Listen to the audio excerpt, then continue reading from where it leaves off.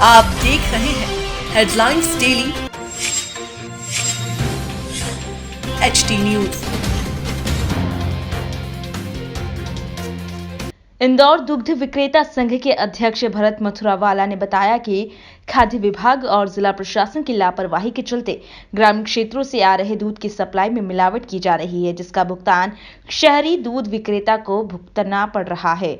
मूसाखेड़ी क्षेत्र में रहने वाले दूध विक्रेता का दूध का सैंपल फेल होने पर धारा 420 सहित अन्य धाराओं में थाना आजाद नगर में मामला दर्ज किया गया है, जिसके विरोध में दूध विक्रेता संघ द्वारा मंगलवार को दूध विक्रेताओं की बैठक बुलाई गई। बैठक में गुरुवार 25 फरवरी को कलेक्टर को ज्ञापन सौंपकर ग्रामीण क्षेत्रों से आ रहे दूध की सैंपलिंग की मांग के साथ ही अन्य बिंदुओं पर भी निर्णय हुए।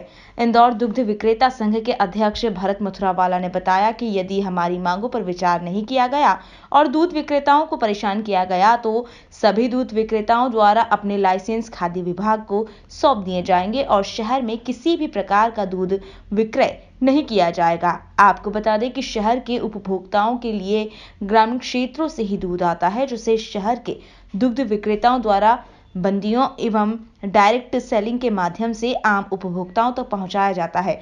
दुग्ध विक्रेताओं का कहना है कि यदि ग्रामीण क्षेत्रों से आ रहे दूध की सैंपलिंग कर ली जाए तो दूध में मिलावट नहीं होगी और जनता को 100% शुद्ध दूध मिलेगा।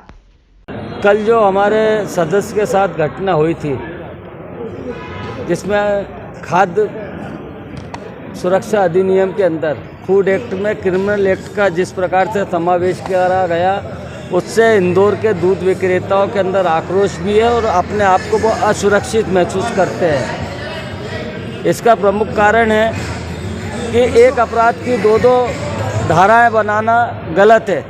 फूड एक्ट के अंदर धारा 21 है, 51 है, 54 है, लेकिन हमारे जो साथी के ऊपर प्रकरण दर्ज किया गया SNF कानून होने पर वो धारा 273, 272 और 420 आपराधिक प्रकरण के अंतर्गत दर्ज किया गया, जो निश्चित रूप से हमारे व्यापारियों के अंदर असुरक्षा की भावना को बढ़ा रहा था।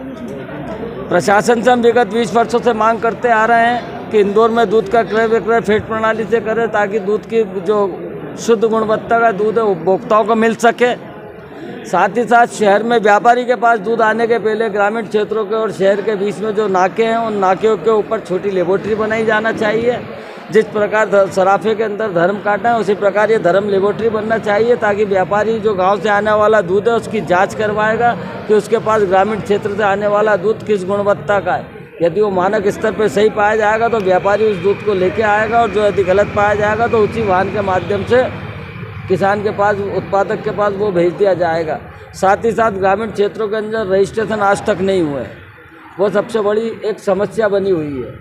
इंदौर शहर के अंदर पूर्व में अभी तक नगर निगम का दायित्व रहता था सैंपलिंग करने का, और खाद्य विभाग का जो दायित्व था वो जिले का रहता था ग्रामीण क्षेत्रों का, लेकिन नगर निगम ने सैंपल बंद करके खाद्य विभाग के माध्यम से पूरे शहर के अंदर वो सैंपल ले रहे हैं। लेकिन 20 वर्षों से उन्होंने आज भी ग्रामीण क्षेत्रों में आके एक भी सैंपल नहीं लिया। जहाँ निरंकुशता होगी वहाँ पे मिलावट के आसार ज़्यादा होंगे। आज ऐसे में निर्दोष व्यापारी जो है वो आपराधिक प्रकरण कायम करके जेल जा रहा है। तो ऐसी स्थिति में प्रशासन से हम बार बार ये आग्रह कर रहे हैं और विगत 20 वर्षों से आग्रह कर रहे हैं कि प्रशासन ध्यान दे। शहर के अंदर जितनी नकली खलियाँ बन रही है, जिसके कारण दुधारू पशुओं के दूध की गुणवत्ता कम हो गई है, बियर का बगदा खिलाया जा रहा है, जिसके कारण SNF और फैट दोनों कम हो रहा है, जानवरों को स्वास्थ्य पर विपरीत प्रभाव पड़ रहा है।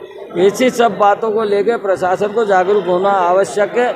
हम यदि समय समय पर प्रशासन को हमारी समस्या से अवगत कराते हैं और प्रशासन उस पर ध्यान देगा तो निश्चित रूप से शहर में उपभोक्ताओं को शुद्ध दूध मिलेगा। और यदि प्रशासन उस पर ध्यान नहीं देगा, जैसा कि 1 महीने पहले प्रशिक्षण शिविर लगाया था, हमने प्रशासन को हमारी ये सब बातें लिख के दी थी। माननीय ADM महोदय अभय बेड़ेकर जी साहब को हमने ये दी थी कि ये साहब उस दिन कलेक्टर साहब नहीं आ पाए थे, तो लेकिन उनको हमने जो ज्ञापन दिया था, हमें ऐसा प्रतीत होता है आज कि हमारा ज्ञापन जो है कचरे की टोकरी में डाला गया है, उसके ऊपर एक भी रिएक्शन नहीं हुआ है। तो निश्चित रूप से मैं आपको बता रहा हूँ, निश्चित रूप से ये हमारे लिए पीड़ा का कारण है। हम परसों कलेक्टर साहब को वापस ज्ञापन देंगे, हमारी समस्याओं से अवगत कराएंगे वह शुद्ध दूध की गुणवत्ता कैसे बनी रहे, इसमें सुझाव भी उस ज्ञापन में देंगे। फिर प्रशासन का काम रहेगा कि उस पर अमल करे या नहीं करे। यदि उसके ऊपर अमल नहीं हुआ और इसी प्रकार हमारे व्यापारियों के ऊपर आपराधिक प्रकरण दर्ज हुए तो निश्चित रूप से हमें मजबूर होकर हमारे लाइसेंस सरेंडर करना पड़ेंगे। सर, जैसे कल आपने बोला था कि अब कल से शहर में दूध नहीं बटेगा, तो उसको लेकर अब क्या निर्णय लिया गया है कि आम जनता को दूध मिल पाएगा या नहीं? मेन मुद्दा दूध का बहुत बड़ा है। हम जनता को तकलीफ देना नहीं चाहते हैं। यदि हमारी बात को नज़रअंदाज किया जाएगा, निर्दोष व्यापारियों को जेल में डाला जाएगा, इस प्रकार से आपराधिक प्रकरण, तब जाके हम दूध हमारे लाइसेंस सरेंडर करेंगे। हमने ये नहीं कहा कि दूध बिल्कुल नहीं आएगा। प्रशासन का दायित्व है दूध की पूर्ति कराना। हम हमारे को निर्दोष व्यापारी अपने घर के परिवार के साथ, आज मेरी जैसे 62-63 साल उम्र हो गई है, जैसे कई 70-70 साल के व्यापारी है। अब 70 साल की उम्र में वो यदि निर्दोष व्यापारी जेल जाएगा तो निश्चित रूप से परिवार के अंदर उसका स्वाभिमान और सम्मान कम होता है, तो हम उसको बर्दाश्त नहीं देंगे। हम कलेक्टर साहब को परसों ज्ञापन देंगे, उसके ऊपर देखेंगे, हम उनको अवगत कराएंगे कि हम आपके पिछले 1 महीने के कार्यकाल से इसको कर रहे हैं। यदि प्रशासन वास्तविक रूप से उपभोक्ताओं को शुद्ध दूध देना चाहता है तो हमने जो बात बताई है उस बातों को अमल करो।